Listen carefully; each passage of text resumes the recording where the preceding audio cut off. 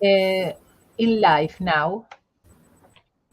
Buenas tardes a todos, a todas, desde la Cátedra UNESCO de Educación, Investigación e Inclusión Digital. Welcome from UNESCO Chair on Education, Research and Digital Inclusion. I am Professor Rosabel Rachvila. I am the director of this UNESCO Chair, and now, today, is a great day because we will have the roundtable redesigning Nigerian higher education for innovativeness and sustainable development, the role of digital inclusion and accessibility. I want to give the thank you very much for Professor Chineye Amayone because she will coordinate this roundtable. Thank you very much to Professor Virginia Ebere Ejiofor, Professor Emeka Emmanuel Oguzzi, Professor Vivian Wobo. Thank you very much for your participation, and I will present Professor Chinenye Amanye because she will coordinate this roundtable. This professor is a lecturer, Economics of Education, Department of Educational Management, Policy, Faculty of Education, Nnamdi Azikiwe University, Nigeria. She holds diploma and other certifications from University of Peace, United Nations, as well as Research Institute. Currently, she is undertaking a Japan-funded United Nations Institute for Training and Research program in partnership with Microsoft Incorporation. Amaunye is serving in the editorial board of NIAP Journal, an international advisory board. UNESCO Chair in Education, Research and Inclusion, University of Alicante. Thank you very much, Professor. She has published scholarly articles widely. She's a novelist and has written many literary books. Thank you very much, Professor Amange, and you have the voice to discuss. Thank you very much.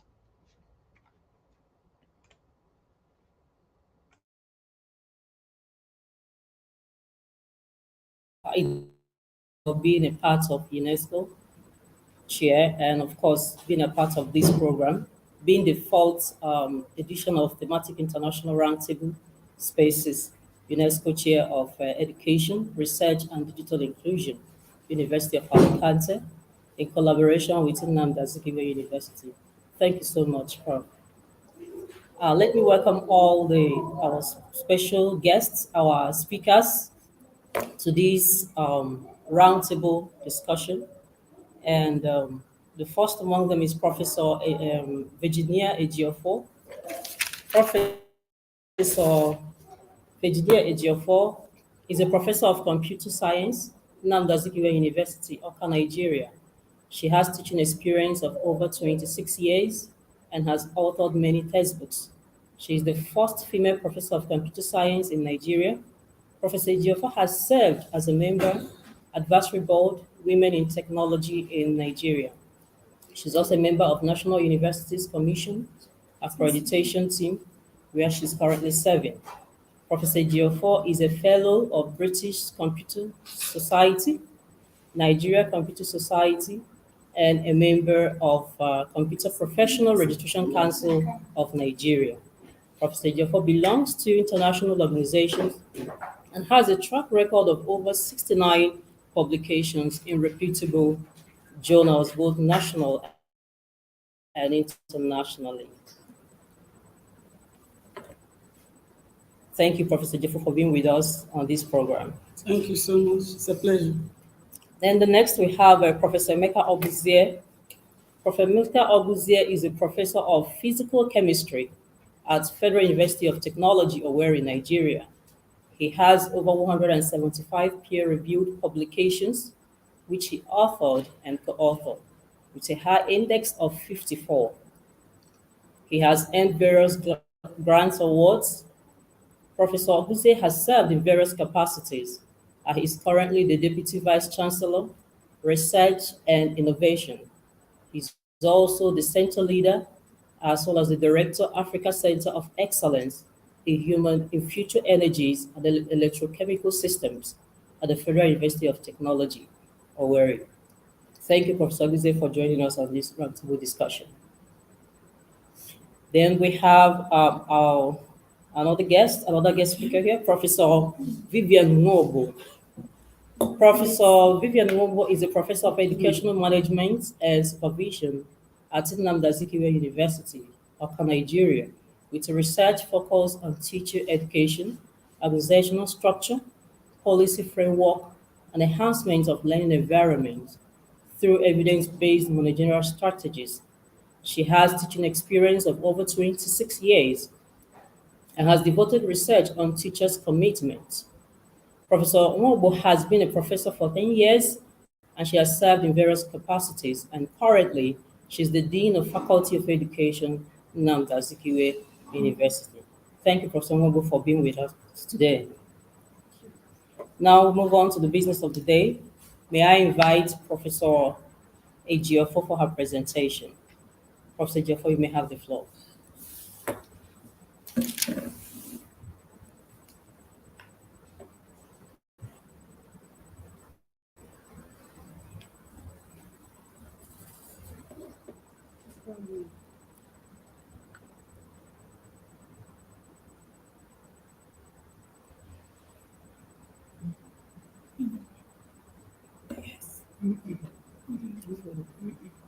It's good.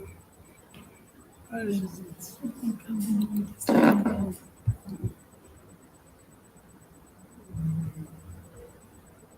didn't remove it.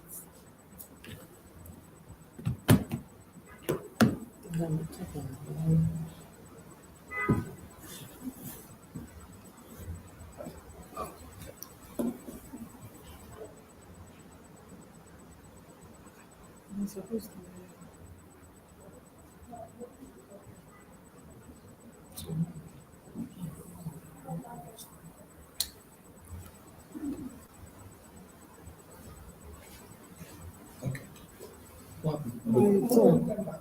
Paper.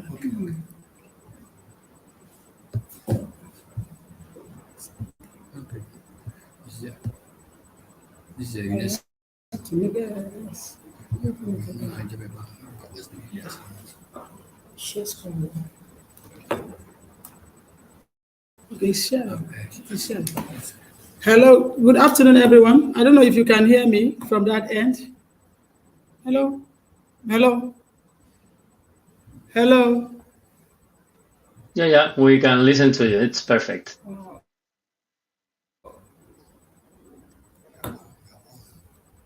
Where is the paper? Hello, can you hear me from your end? Hello? Yes. Hello? We can listen. Hi. Hello? Can you listen to us? Hello? Yeah, we can listen to you. Oh.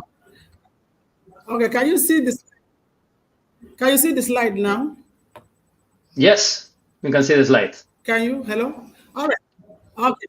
Okay, I'll be talking on the topic digital inclusion and accessibility, a catalyst to innovativeness in Nigerian higher education.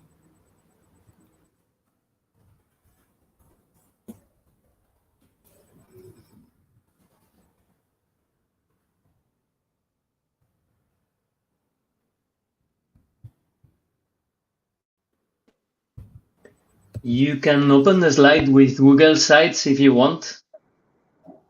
And then Hello? you can just show it. Yeah. Can you listen to us?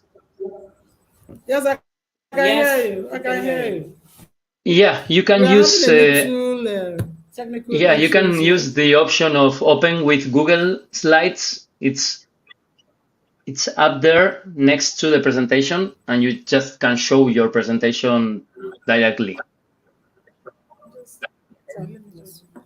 Hello. Hi. I'm Professor Emeka Oguzie. Yes. Hello, Professor Emeka Oguzie. Hi. Can you hear me? Yes, we can hear you. Yeah. Okay. I don't know if you can present your paper while we sort out the little issue we have here. Okay, you have an issue with the presentation? Technical issues. Just you can use it. If you go to the presentation, you can use the Google Open with Google Slides. That's just up there next to the presentation, and then you can just show it directly.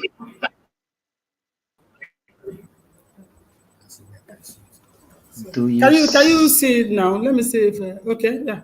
Okay. Yeah, can you we see can it? see it. So like I said, okay. So we notice that it cannot be overstated, the need for digital inclusion in urban and rural communities. And you know, in Nigeria, we have a lot of rural communities. And when we talk about digital inclusion, it's not just all about having internet connectivity. It's more, there are more to that. Because you have to ensure that everyone has access to information and also the resources that the digital technology provides, both in the health sector, in the academic environment, even in our communities. We were all aware of what happened between 2020, 2021, when we had the epidemic.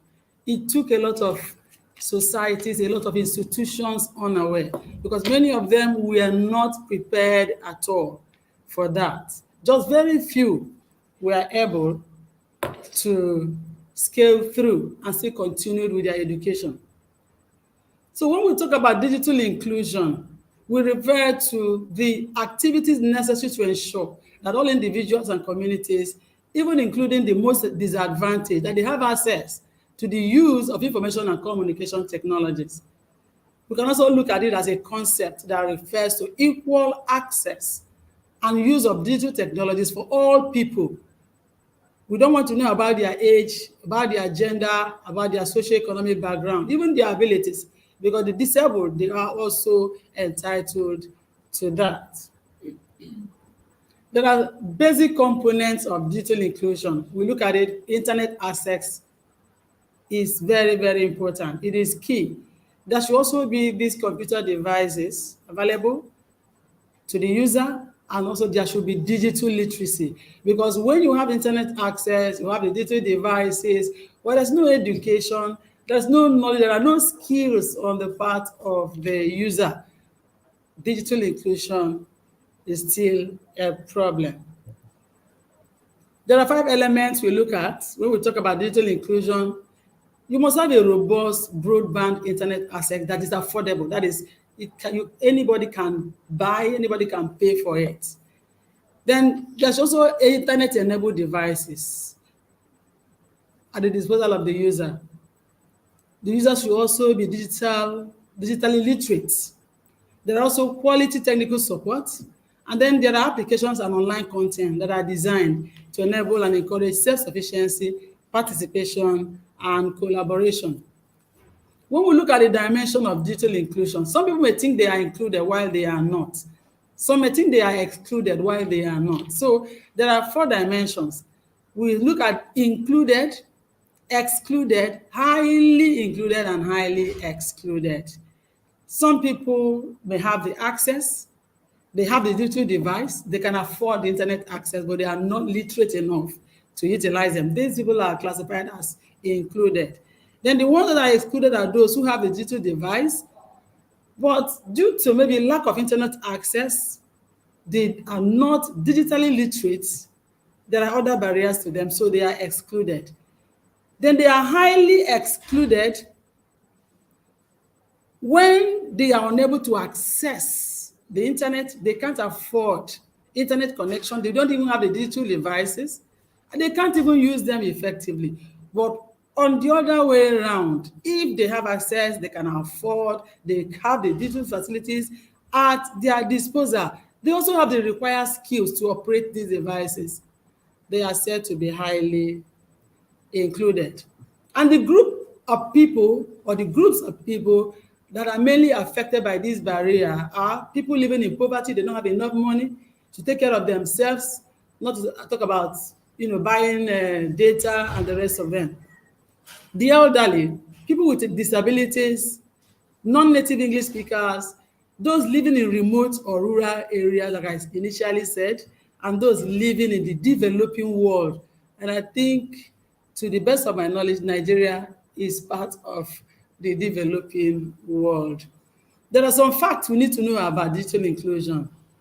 Digital inclusion in education is one of the keys to promoting digital literacy is one of the keys to promoting digital inclusion. And then when you talk about inclusive digital education, it is very crucial for people with disabilities, because when they access either your website, the online resources that you have on your website or the internet, some of them are visually impaired. They should be able to access that and understand what is there. Then, as technology becomes increasingly integrated into educational systems, students without access to technology or the necessary digital skills, they are really at a disadvantage. Like I initially said earlier, I said connection alone is not enough to ensure that you are digitally included. People also need the skills and knowledge to use the internet and digital technologies effectively. Then another fact we need to know is that without the internet, individuals can access, or with the internet, once you have the internet at your disposal, you can access a wealth of knowledge. You can also get, have access to the online courses and then other educational resources. There are some barriers. In Nigeria today, there are a lot of barriers to digital inclusion. Inaccessibility is one of the points we want to look at today. Lack of internet access. You see it going up and down. For those of them that have access, it is not stable. It fluctuates. Then affordability. Do we have enough money to buy it? You pay as you go. So do you have enough money to buy it? Do we have the digital skills and the knowledge to operate the digital devices and to access online resources? There are also digital discrimination and inclusion in some of the areas due to culture of the people and their religion in that area. Then there is also lack of supporting infrastructure. Electricity is one of the biggest issues in Nigeria as far as digital inclusion and accessibility is concerned. So digital accessibility is about ensuring that all the users, they can perceive, they can use, they can also operate the web content, the software, the mobile apps, and other forms of digital media. We also look at that digital accessibility in terms of the disabled. It is also a way of letting them have access. Disability in different forms, it may be by sight, they may be dumb people. So we need to provide these electronic materials in a way that they will understand them. Like it will also make meaning to them. Digital accessibility is concerned with fairness and inclusive education. There shall be fairness. No matter your background, no matter your abilities, no matter your color, you should be able to access. So digital accessibility in education. By prioritizing digital accessibility, educational institutions can help reduce the learning gap for students with special educational needs and help them have the same educational opportunities as everyone else. Like if you have your online materials posted on your website, students can learn at their pace as long as they have the technology to access the online materials. A digitally accessible website has content that is perceivable, it is operable, and it is understandable by all. And in the education industry, moving content to online mediums, it has really helped to open new learning opportunities for those who do not have access to education earlier, thereby reducing the lack of access to education. It is getting a lot of people into education. They don't have access to education. There is this body we call the Web Content Accessibility Guidelines. They came up with these guidelines that we coin out as PAW, as acronym PAW. That any content you have there, for people to access it, to make it accessible to everyone, it must be perceivable, it must be operable, It must be understandable, and it must also be robust. And as educators that we are, we can leverage innovation in education to improve students' outcome. We can also introduce more and more technology that students will need to have, and it will make them comfortable with time. Then remember, like I said before, when you think about how schools were able to maintain any sort of continuity during the pandemic, many schools, many universities, many higher institutions were left out. They couldn't cope, but just very few were able to continue rendering the services, and their students did not even miss even a semester. Then schools and teachers innovated by offering new methods of knowledge transfer. Teachers now learn. You can even travel, be in another city, still you deliver your lecture. Embracing innovation in education promotes critical thinking. Critical thinking in the sense that when we innovate, we need to think out of the box. We need to think out new ways of bringing education to the reach of any person, no matter where that person is at the moment. Then there are some innovative educational technologies that we want to look at. The feedback assessment tools. Instead of teacher coming face to face with the students, wherever you are, you can even get their feedbacks. What is their opinion? And you can aggregate that. There's also video conferencing and virtual classrooms where wherever you are, in any part of the world, you can enter the class as long as you have the access to such platforms and you have your education or you have your online materials. There are also video projects. Like these days, we notice that the teenagers, the youths, and people of this generation, that they like videos. Look at TikTok, what the younger generation is using TikTok to do. So imagine when you now introduce video projects into the classroom work. It will make the children to be very innovative. It will make them to be very creative. It will make them to also have passion and interest in education. Then in conclusion, one of the key lessons from the COVID-19 pandemic was the need for countries to prioritize digital inclusion. And I know Nigeria as a country, they have the law about digital inclusion and digital rights. Remember that in the judgment of ECOWAS court, when Nigeria banned Twitter, the ECOWAS court held that digital platforms are vehicles and enablers of constitutionally guaranteed rights.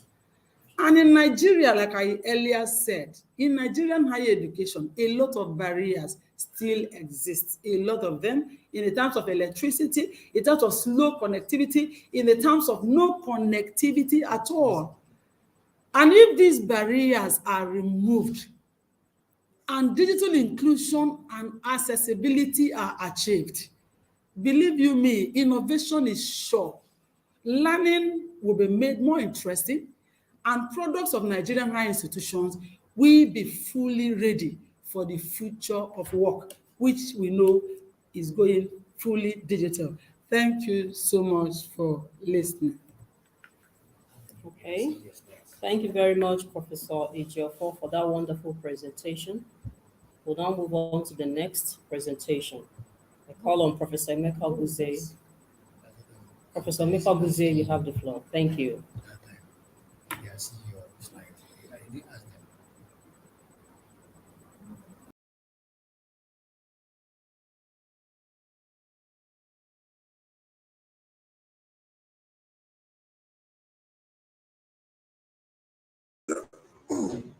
Thank you very much, Dr. Shinoya, for inviting me to this roundtable discussion. My talk is on digitizing R&D in Nigeria university system, the key to innovation and sustainability. Emeka Oguze is my name, from the Federal University of Technology, Owerri, Nigeria. So first of all, we define research and development as the efforts to improve products, services, and processes. And this is carried out in a methodical way by teams of highly skilled scientists and engineers in university laboratories and other laboratories. That's what R&D is. And innovation Innovation is a new method, a new way of doing things, new idea, a new product. Mostly, innovation is also defined as the ability to use what is available and modify these to serve present needs, to provide the comfort to individuals and to societies. Innovation can also mean developing new ways to address existing problems, existing processes. And research and development is the engine for innovation, more or less, and it plays a critical role in innovation management in any economy. And in terms of research, all the research we do in the universities, in the government labs, in industry labs, the focus of research is to make the lives of the people better, to flourish the lives of the people.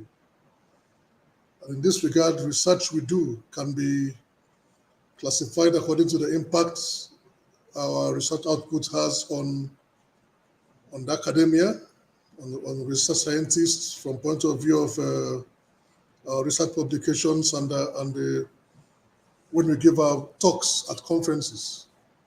It's estimated that the population we can impact with this is about 17 million people. The research we do can also affect the public, or should affect the public. The general public should benefit from the research we do. About 3 billion people potentially can be impacted, right, by the research we do. The research can also, or should also have impact on industry. Our research output should be able to influence what the industries are doing, and more importantly, the research we do should be able to influence and guide government policy. So these are the 4 areas our research should have impact, right? And in broader terms, in the figure in this slide, you see how widely the impact of research can be on attitudes, on the economy, on the environment, health and well-being, on policy, on decision-making, on culture and other social activities. And in the world of today, we have new, what we call new frontier technologies that are making lives better, right? And this is and all of these are outputs or outcomes of the research and development activities of people in different places. Things like new energy, biodegradable plastics, ICT and AI, electric vehicles, smart agriculture, disease surveillance, etc. All these are new technologies that impact people widely and depend mostly on research. So from the university point of view, that's what we call the university research enterprise. In our university, we have such an enterprise, which is the organized structure around which the teaching we do and the research we do is able to transfer to the students, they transfer the knowledge they gain from these processes to society. And in this way, the society is able to reap the impacts of the research we do. So the universities are supposed to be the primary supply, right? The primary supply of innovation, innovative products to society. And this has to be structured in a very effective way. So you have also what is called research intelligence. If you understand the importance of research and the impact research should have, then you will understand that the process, right from the research conceptualization, research implementation, research dissemination, should be well structured, and this is referred to as research intelligence. And what this means is that there should be resources available to support the research process, right from availability of literature, publications, availability of information on research networks, grants, and all sorts of procedures and processes that are out there to guide and to direct the research we do in the university system. So this brings us to the question of digitalization or digitization and digital transformation. There are three different but related concepts. The process of digitization has to do with converting data from analog formats to digital formats. In the old times, in the 90s, when we had to make our publications, we had to do the graphs on graph sheets and do the tracing and then put on paper. So that was analog data. But nowadays, we're able to take that data from the form it was in the tables and convert it into graphs in the digital format. We also have digitalization, which is taking analog processes and making them into digital processes. Right? Then we have the third stage, which is digital transformation, which is defined as incorporation of computer-based technologies into a system, into an organization's systems and processes and strategies. So the three have the same, they have several similarities in that they all focus on using technology to improve what we do, to improve productivity, improve efficiency, and ultimately improve decision making. The three processes are tech-driven. As I said earlier, they enhance productivity and efficiency, and they all rely on data. But the main difference between the three is the scope of the applications, their impact levels, and their ultimate end goals. The scope for digitalization is on data conversion, while digitalization is on improving processes and coming up with solutions. But digital transformation, again, is leveraging technology to change the way we do things in an institution, in an organization. So for institutions like us, universities in Nigeria or across the world doing research and development, digitization is very important for us to be able to convert our data into digital form to make it more accessible to us, make it easier to analyze with available software tools, make it easier for us to also disseminate such data. In terms of digitalization, it helps us to build on, to provide the framework to improve our processes and improve our abilities. But more importantly is on digital transformation, which is what should be embraced by universities in terms of research, in terms of overall university administration and operation, is to, on a whole scale,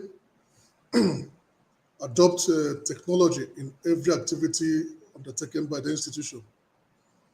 So it's one sure way for our university and our research systems to be above board and be relevant in the sphere of activities, both locally and internationally.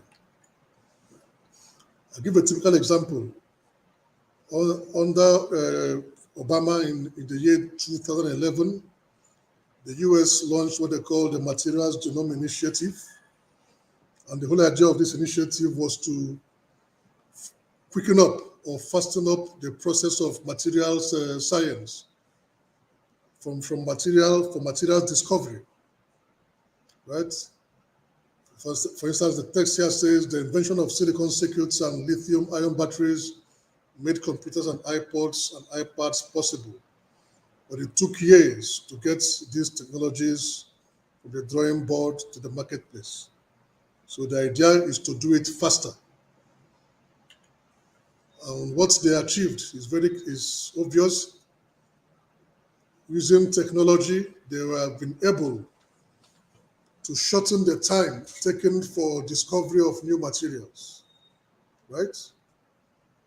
Instead of making it a long process you have in the red arrow, they've significantly shortened the time required for materials discovery. And most of this was done by computation and computational tools. And these are readily available to us all over the place.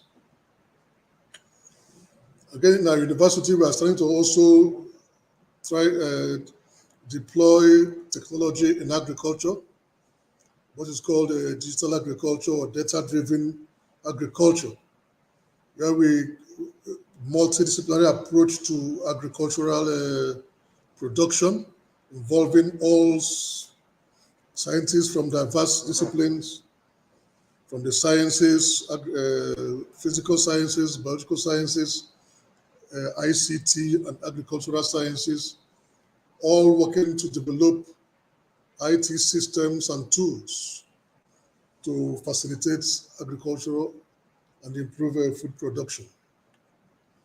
This is what is reflected in this chart here, using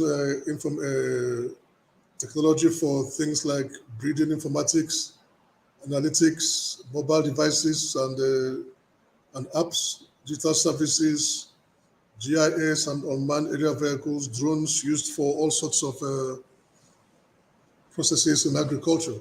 And data from Australia, for instance, has shown a 25% boost in the value of agriculture by adopting data-driven agriculture.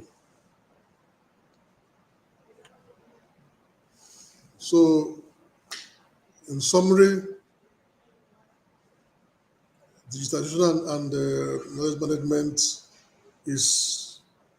they cannot be separated.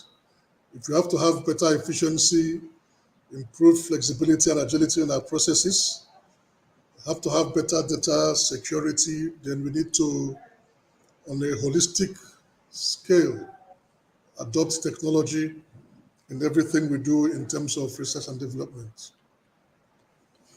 In Nigeria, we have what is called the Nigerian Research and Education Network, NGREN, and also many countries have their NRENs. And for us in FUTO, we have deployed the NGREN and we are deriving a lot of benefits from this. Apart from the very fast internet bandwidth they're giving us, they're also giving us lots of online resources, lots of access to databases, lots of access to high performance computing and stuff like this. So it is this kind of NGREN networks and systems that we need urgently and on a larger scale to promote digital technology in research. It comes at a huge price, so there should be sufficient support provided to make sure that the NGREN facility is spread to more universities so they can benefit from such services to improve the work they do in terms of research and development.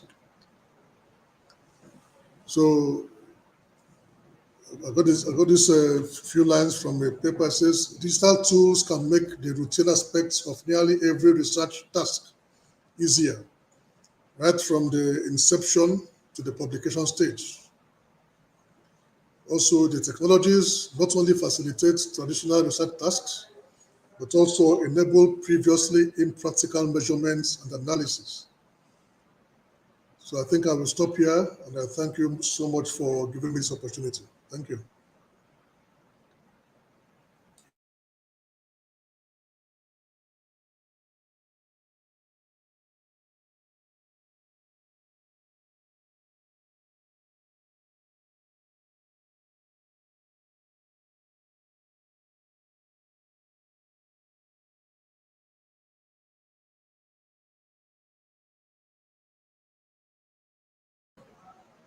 Hello?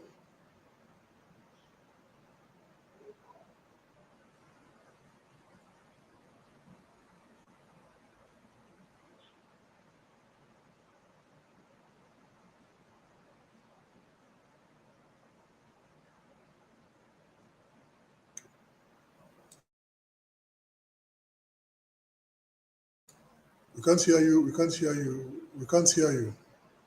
Hey, hear me now? Can you hear me? Yes, we can hear you perfectly. Can you hear me? Yes. Thank you very much. Okay, thank you very much. Okay, like I said, my presentation is on ethical considerations in the digitalization of higher education in Nigeria, balancing innovation with responsibility. Okay.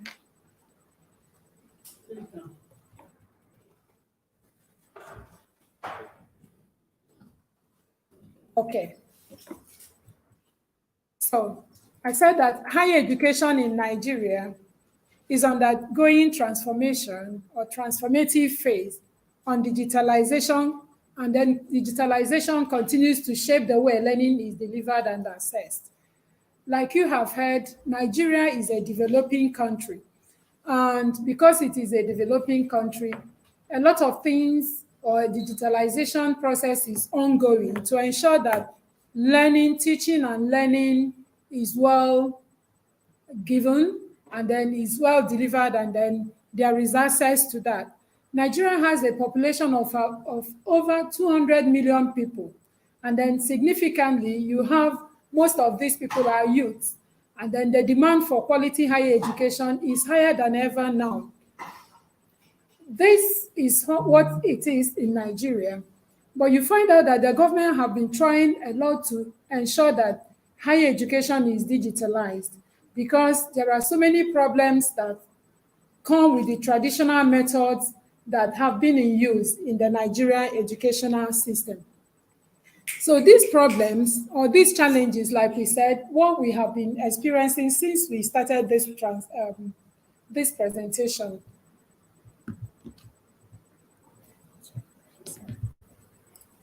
I cannot see the slide. Okay. Sorry.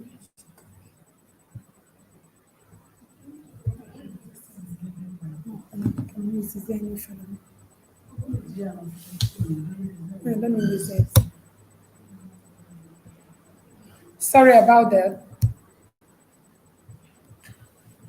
So like I said, that in Nigeria that we have need, or people are demanding for higher education. The demand for higher education is quite on the increase. But you find out that the traditional methods of accessing and then obtaining higher education face a lot of challenges, leading to growing reliance on digital technologies.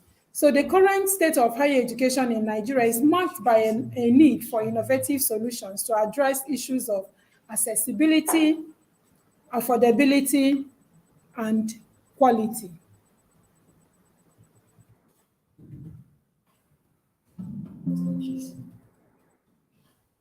Okay, and quality. So, like I said, this particular traditional method face a lot of challenges in meeting the demand, leading to growing reliance on digital technologies.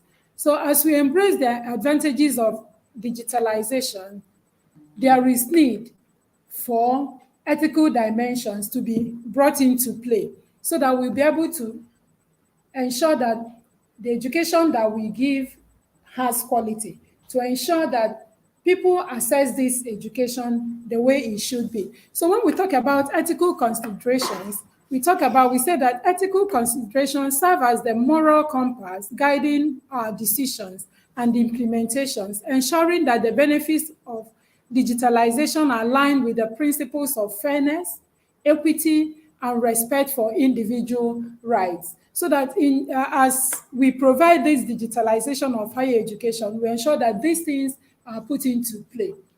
When we talk about digitalization in higher education, there are opportunities and challenges that this pose in the Nigerian higher education. These opportunities include increased access to education. The integration of digital technologies in higher education brings about a transformative opportunity to enhance access to education. What does that mean? You find out that because As digitalization, higher education is being digitalized in Nigeria. Very many people can now have access to higher education, unlike in the time past when when ICT was a challenge. We don't have internet facilities. We don't have things like virtual classrooms and the rest of them. So, but now with digitalization, people can access education from all over the place. Another one, as we've cited Obi, as he noted that through online courses, virtual classrooms, and e-learning platforms, students can overcome geographical barriers and gain access to educational resources that may have been previously unavailable. So that's one beautiful thing about this digitalization. And that's why the government embraced it. That's why even students embraced it. Like currently in our university, before the digitalization of higher education, we find out that student enrollment, especially in the PG program, usually was very low. But with the introduction of this digitalization, a lot of people can now access higher education without minding whether they are in the within the geographical area of the university and things like that. Then again, it also another opportunity that it brought about is the enhanced learning experiences. So this technology and this digitalization opens avenues for innovative and immersive learning experiences. Interactive multimedia content, visual simulations, and collaborative online tools can elevate the quality of education. That is engaging students in ways that traditional methods cannot work. What does that mean? You find out that because of this way, students can now interact, people from different walks of life, people from different geographical locations. Children can now interact, play along, and then they can have access to a lot of reading materials. They can have access to they can access library materials from other places, and then do a whole lot of things. Another one is collaboration, global collaboration and networking. Through digitalization, you find out that global collaboration is facilitated. That is, there is connectivity. Students are connected, educators are connected across board, across all the globe, all over the globe. Visual exchanges, joint research projects, and international online courses enable a more connected educational landscape. So what are we saying? You find out that digitalization, Nigeria decided to take the way of digitalization of higher education, which is very good, which is very interesting, which has also helped in a number of ways to increase, like I have said, access, increase, like I have said, connectivity, interaction, networking, collaboration, and things like that. So these are the good aspects of what this is, but there are also challenges that go with this digitalization, some of which is what, from the onset of our presentation, the kind of things we have been experiencing. One of them is accessibility issues in rural areas. In Nigeria, we have so many places that can be categorized as rural areas. So you find out that despite the promise of increased access, digitalization in higher education brings to the forefront the challenge of accessibility, particularly in the rural areas, is a very big challenge, is a very big problem. Limited internet infrastructure, inconsistent electricity supply. That's some of the challenges that we have. The lack of technological resources can hinder students in remote locations from fully benefiting from digital educational offerings. So this is a very major challenge because in rural areas, we lack some of these things. There is no electricity or constant power supply and things like that. So all these things pose as a challenge. Another one is technological disparities among students. So while digitalization has the potential to level the playing field, it also introduces challenges related to technological disparities among students. Variances in access to devices, reliable internet connections, like I have said, and digital literacy skills can create a divide to disadvantaged students who lack these resources. So you see that some of these students may not have access to these facilities. Some are poor, they cannot also afford them. Some lack the basic literacy skill to be able to operate these things. So these are the challenges that are bound to be witnessed with this digitalization. Another one is data security and privacy concerns.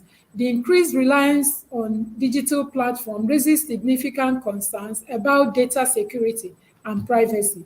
Student information, research data, and other sensitive materials are susceptible to cyber threats. Institutions must implement robust cyber security measures, educate stakeholders on data protection practices, and comply with relevant regulations to safeguard the privacy and confidentiality of individuals involved in digital education. Much as digitalization is a welcome issue, is a welcome thing in the higher education, you find out that there is need. This data security is also a challenge. Then privacy concern also. There is need to ensure that students, all this information that will pass through these digital platforms, that they are protected, that the privacy of the students are maintained, that there is this cyber security that is ensured so that people are sure that the information they have there are safe. Then that will take us, the next aspect that we look at is the ethical considerations in digital education. What this ethical consideration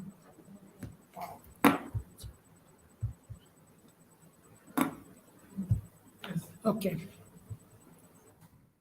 So ethical consideration, which is has to do with integrity of learning experiences.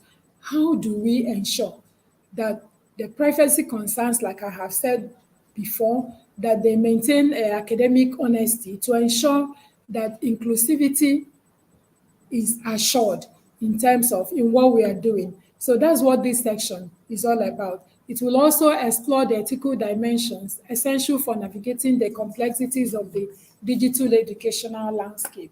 So what the first one is the privacy concern. And what's about that? This has to do with data security and student information protection.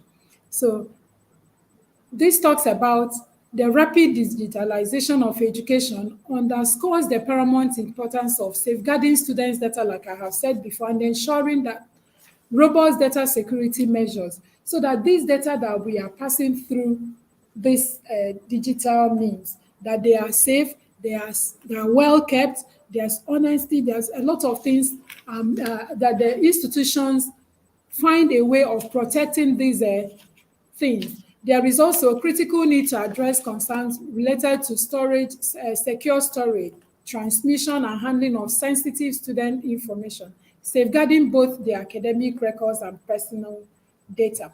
Then we also look at the role of institutions in ensuring that. So the institutions they have a lot of role to play in upholding privacy of the candidates or of the students or of the staff or all that has to do with that. They also ensure that the students' confidentiality are protected. That's one of the things that is very important in this. Then we also talk about academic integrity, addressing plagiarism and cheating in the digital era. You notice that because these things are there on the net, then people can easily have access to this information. There is need to ensure that there is protection of people's work, people's research, people's information, things like that, that there is academic integrity. So that as people collaborate, as people do things and they work, they ensure that the institution will have what we call plagiarism detection tools that will help to educate students on ethical practices, things that they need to do, and then develop stringent policies that will discourage dishonest behaviors, ensuring a fair and ethical academic environment so that people don't go there and then take other people's work or duplicate other people's work and things like that because they have access to this. Then the role of technology in promoting academic honesty. While technology can pose challenge, it also offers solutions to enhance academic honesty. Educational institutions can leverage plagiarism dictation software, online proctoring tools, and secure online assessment methods to maintain the integrity of evaluations. The responsible integration of technology combined with educational initiatives on ethical conduct plays a crucial role in promoting academic honesty in the digital educational landscape. So what am I trying to say? The thing is that whatsoever we do, there is need to ensure that there is academic honesty in as much as we're talking about digitalization. Okay, then finally, inclusivity. This one talks about commitment to inclusivity demands attention to ensuring that digital resources are accessible to the students of diverse backgrounds and abilities, talking about the physical challenge, and then all manner of students. It includes various learning styles, providing alternative formats for content and implementing universally accessible design principles to cater for the needs of all students, fostering an inclusive educational environment, carrying everybody along. Then also, we should also ensure bridging the digital divide between the poor, the haves, and then the have-nots, ensuring that these things are provided, that the devices are made available so that people can easily afford them, both the rich, the poor, and everybody. So then what is the responsibility of educational institution in navigating this ethical consideration in digital education? They should develop and ensure ethical standards, make sure that the ethical standards govern what goes on in the school. There should be regular audits and reviews of digital practices to ensure that, like I have said, they scrutinize what is going on and then remain proactive in addressing evolving ethical challenges within the digital educational landscape. There is need for training and support. They should provide resources and train to equip faculties with the necessary skills and knowledge that will help these people to overcome ethical challenges. There should also be support systems for students adapting to digital learning, recognizing the varied needs of the various individuals that will engage in this digital learning. Institutions should establish robust support systems to ensure that these things are done. Then there should be regulatory framework, the need for comprehensive policies in digital education, so as to ensure that what we are doing, that there are policies that are guiding or guide these things. There should be collaboration between the government and the institution. If a digitalization of higher education should succeed, the government should actively engage the institutions to tailor regulations to their unique needs, fostering a cooperative relationship between both of them. Then funding and infrastructure. One of the problems we have in this country is inadequate funding of education, higher education, or the entire educational system. So there is need for allocation of funds for a technical infrastructure. We know that digitalization is capital intensive, and as a result, funds should be made available to get all that need to be gotten in terms of hardware, software, and the network infrastructure to ensure that these resources are there for them to work well. Then government initiative to bridge the digital divide. This is very, very important too. So in summary, the significance of ethical considerations in the digitalization of education is fundamental. So navigating the ever-resolving landscape of higher education demands an understanding of the ethical dimension surrounding privacy, academic integrity, inclusiveness, and responsibility. These ethical considerations serve as the cornerstone, preserving the integrity of learning experiences and ensuring that the integration of technology into education is conducted responsibly, ethically, and inclusively. And that is the summary of what my paper is all about, trying to ensure that while we digitalize higher education, we must ensure that this being an innovation, there is need to balance this innovation with responsibility to ensure academic honesty, ensure that what is done very well, and then ensure that ethical practices are put in place, supporting initiatives that promote inclusivity. Thank you very much for listening. All right. Thank you very much, Professor Vivian Romo. We thank you for that wonderful presentation. Now we'll move on to the next presentation. Um, I'm actually going to be brief due to time. From all the presentations,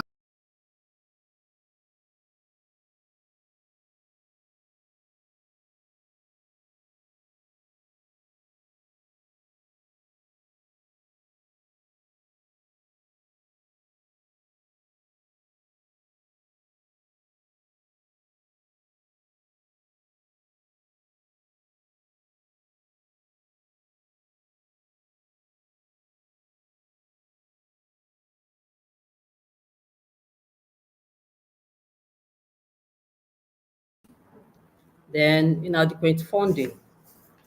Of course, also experience inadequate technology infrastructure.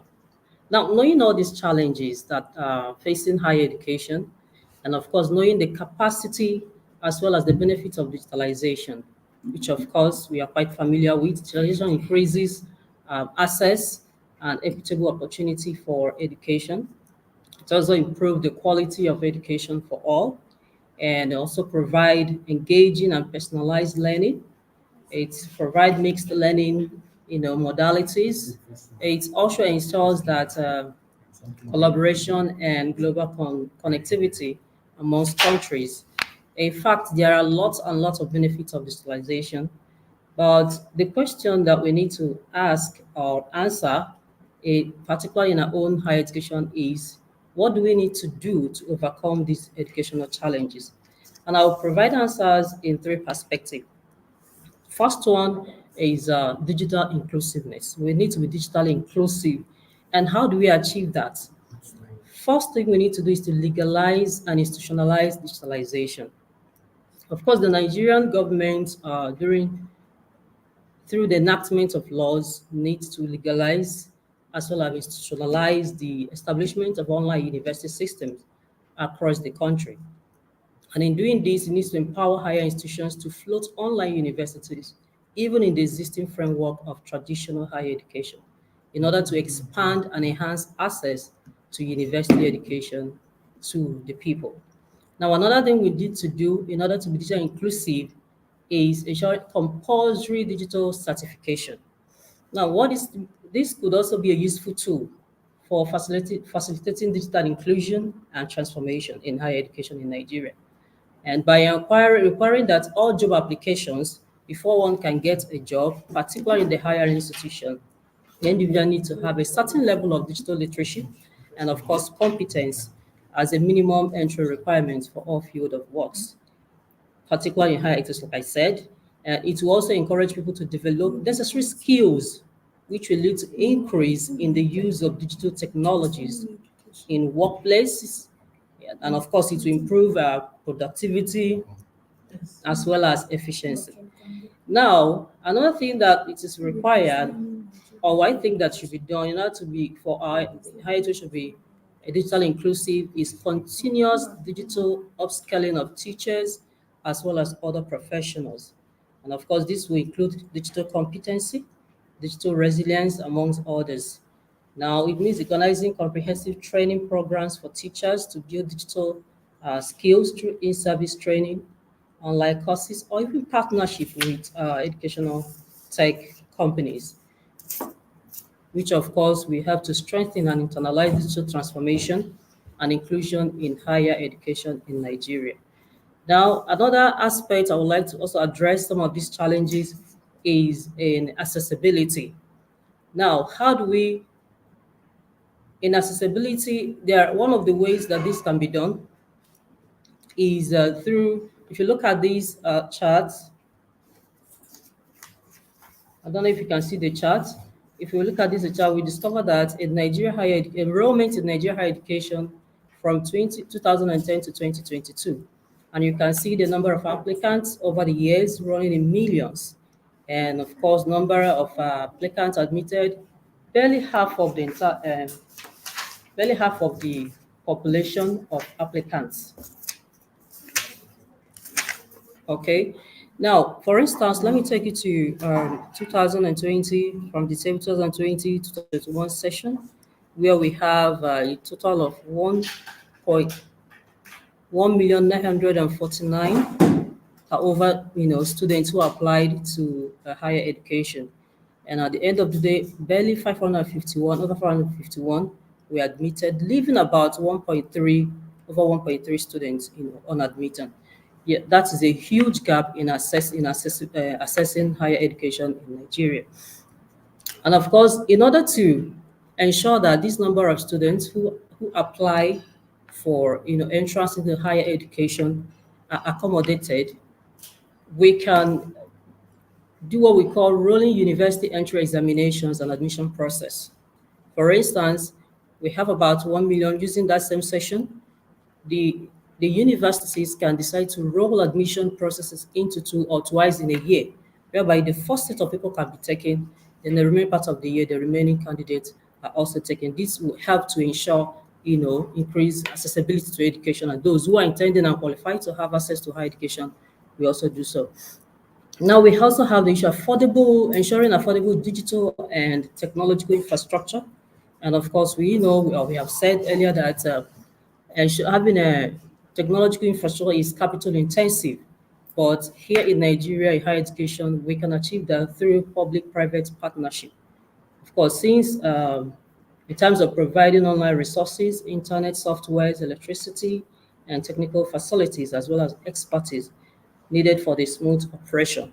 Of course, there is need for collaboration with government. We can overemphasize that the government agencies, the institutions will have to come in, the private organization, all together investing and developing sustainable infrastructure that will support reliable and affordable access to not just electricity, but to internet and digital gadgets. Then we also, in the aspect of sustainability, there are quite a lot that we can do. First is partnership with tech companies.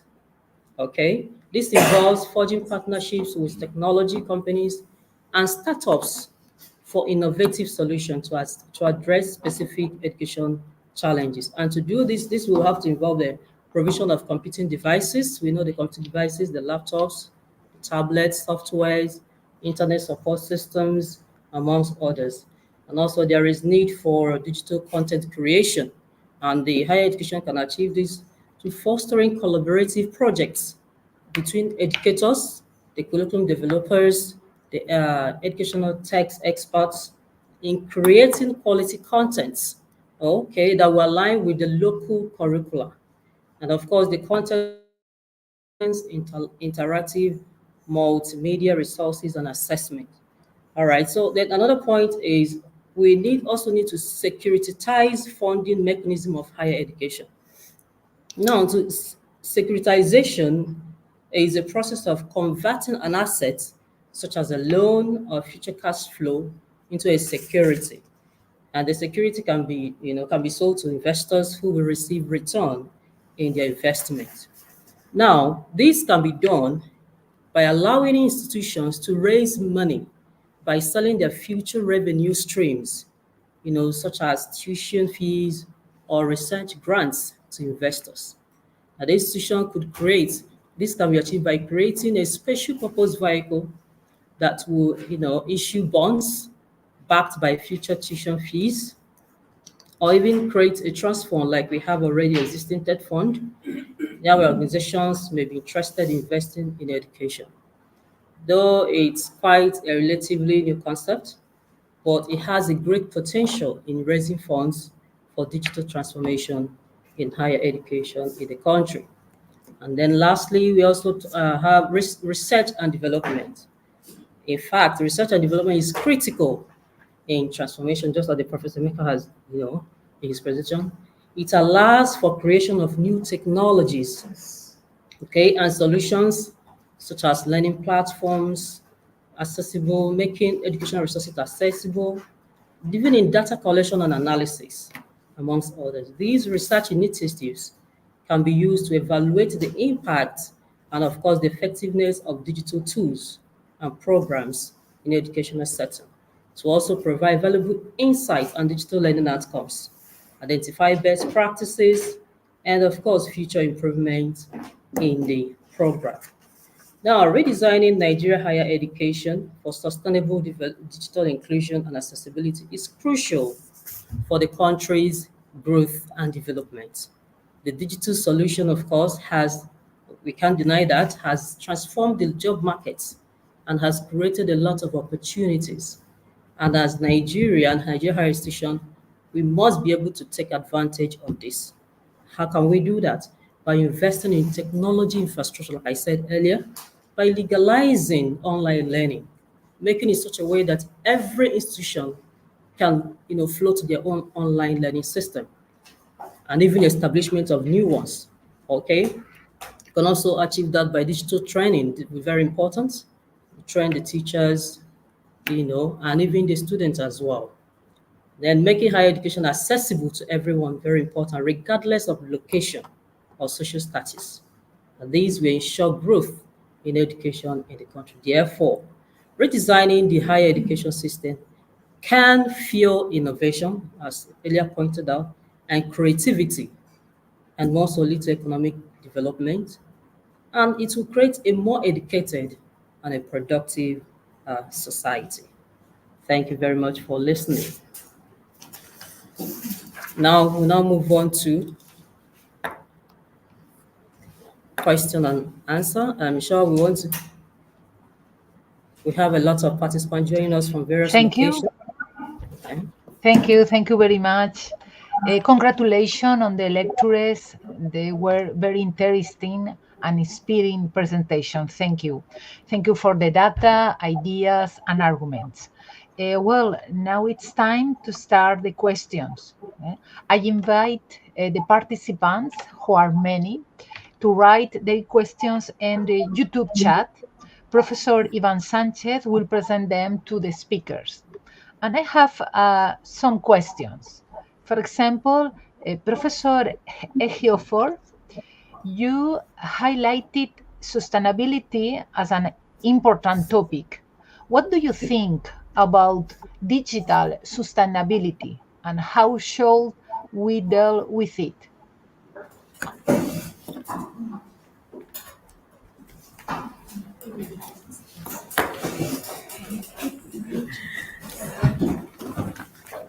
Okay, thank you so much, Prof. When you talk about sustainability, that means your ability to keep something moving without stopping, and as well getting the desired benefits.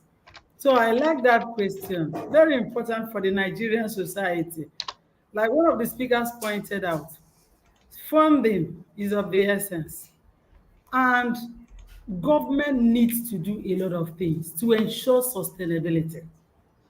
The educational institution that is concerned, that is involved, also needs to generate some internal revenues, find a way either to sell the products from the various departments, that is intellectual property, okay? They sell it to the whole world, it can generate some money, they can offer online services to companies and even individuals to generate money. But the major aspect of the government, because the government, they are the custodians of the country's resources. So I think that if government plays her role and university plays her own role, definitely it will be sustained and will get the desired benefits. Yes. Okay. Thank you very much. And Professor Oguzzi, you talk about research and community, an important themes. How important do you consider artificial intelligence research to the community? What specific topics, sorry, should be researched on this topic?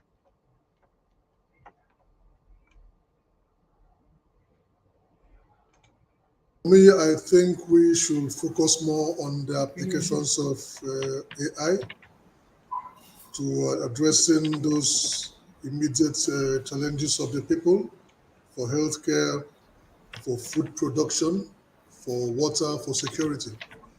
That's my thinking. How to use AI to make this more available and make it easier for the people involved to access resources and deploy their outputs to the society. Thank you very much. Okay, thank you. And Professor Wobo, and what research are you currently doing? And do you want to target to some questions, a resume about an abstract about this research? Okay. Research that I'm doing concerning digitalization. Please let me get your question. Hello? See, what? Sorry? Okay. I said, let me get your question, please. Yes. And what research in your job with your research group or your research personnel? What research in concrete are you currently doing about what topic in concrete? Okay. I'm doing something on teacher education, how to things that has to do with teacher education, because when you talk about this digitalization, as we are talking about, our students come in and then you teach them very well using all these the facilities that we talk about. It is the teacher that whatever the government comes up with concerning digitalization, you notice that it is the teachers that will go out and then implement the policies that has to do with this digitalization of the educational system or whatever, all these things. So when a teacher is well trained and prepared, and then the teacher has all it takes to now impact to the students, these teachers now make use of these the software and hardware and then ICT facilities and all the tools that we're talking about. They can also use virtual classrooms and then in teaching interactive boards and everything. So that's currently my area or what interests me, the research I'm carrying about. Mm-hmm. Thank you. Perfect. Thank you. I think, Professor Sanchez, there are questions in the chat in YouTube, please. Professor Sanchez? Yes, we have some questions in YouTube for the panelists. One is a bit general, but maybe you can answer. It's from Lady Angela Bele Noafor, and she says that the major problem we face here are basically how to access grant and funds for proper and well-structured process for research work. Do you agree with Lady Angela Bele Noafor? Yes, we do. Grants. Yes. Accessibility to grants. Yes, it's a big problem. We do agree with that. It's very difficult for you to get access, even from your own country. If somebody from here applies for a grant to carry out a research, I don't know how easy it is to access such grants. So accessibility to grants is also a problem. So, Emeka, could you respond to the question, if you don't mind? Yeah, of course. So she just said... Go ahead, please. No, please, Mr. Emeka. Okay, we have, I think the first challenge is having access to information on grants, on available grants, right? Have access to information on available grants, then having the training and the capacity to apply for those grants, each grant. So once we have these two, once we have the information and we have the specific training for each type of application, I think our chances of getting these grants will increase a lot. So we need to do more to get to make available grants information to our people and to organize for trainings specific to each kind of grants, and that will help us to access more grants. Thank you. Okay, we have a second question. Does Nnamdi Azikiwe University, Aqua, operates digitalized education and research, measurement, and evaluation in her postgraduate program? Yes. If we have digitalized our PG program, our postgraduate program. Now we take students that want to study online. We still do both. Yes, the physical face-to-face classroom contact. Then we also have then we have online for online students, those that don't want to come, so people can apply from all over. Today we discussed admission of students from other West African countries in Nigeria, other West African countries. So we are assessing. Students have access to our PG program now online, and we also currently Nnamdi Azikiwe University, I think, is the first university to start online postgraduate external examination. We started that in 2020, immediately after the COVID. So, and since till date, that has been the practice in the university. So you can be in America, you can be anywhere in the world, and then do your postgraduate studies, and then we assess you online too. Great. Thank you for the answer. And we have one more. Ahmed Oyeyemi asks, how can we successfully implement digitalized education with epileptic power supply? And can there be digital education that will be based on solar system? Okay. Well, actually, electricity has always been one of the challenges we experience in higher education. And of course, for us as an institution or higher institution system to have steady or stable electricity, there is need for proper funding. And in my presentation, I did say that the government cannot do it alone. We need to bring in private sector into providing electricity. But however, we can still leverage on the solar, green energies in order to power the digitalization process. So it will require huge funding from collaborative work both the government and the private sector. And we can achieve that. We can make a start with solar system, into digitalizing our higher education. Thank you. Yeah. Okay, and there's one last explanation. Kenneth says, I agree with the presenters on the need to digitalize our higher educational system, but the most critical challenge remains on how to bridge the wide gap in key infrastructures such as power, internet. So, do you agree with her? Well, she's saying that she agrees with you, so can you just say something else or something else? Already I highlighted that. I emphasized that in my presentation because I know the problem. I am here on the ground, so I know the problem. Electricity is an issue. Internet connectivity is another issue. Where it exists, it fluctuates. You can't even hold on to it. It can disappoint you at any time. So we need broadband, the one that is working, but it is very expensive. That's why we are calling on the government to do the needful. Because in countries like US, it's not individuals that do this. In countries like Spain, it is not individuals that do this. These are high projects that are undertaken by the government. So our government should come in and help the citizens. Thank you. Thank you very much. Thank you. Is there some questions, Professor Sanchez? No, just two more statements. I think that's all. So, and yeah, we have just one more if we have the time.